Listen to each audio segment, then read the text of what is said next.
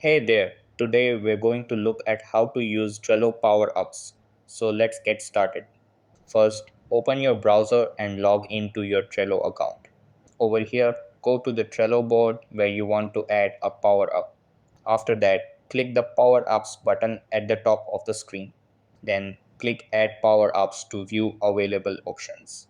Over here, click on Featured to explore popular apps.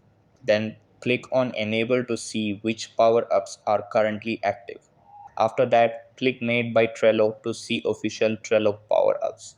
You can also browse through categories or use the search bar to find specific power-ups.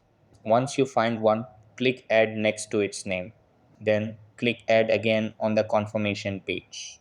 After that, follow the instructions if any are provided. Then close the menu and refresh the page.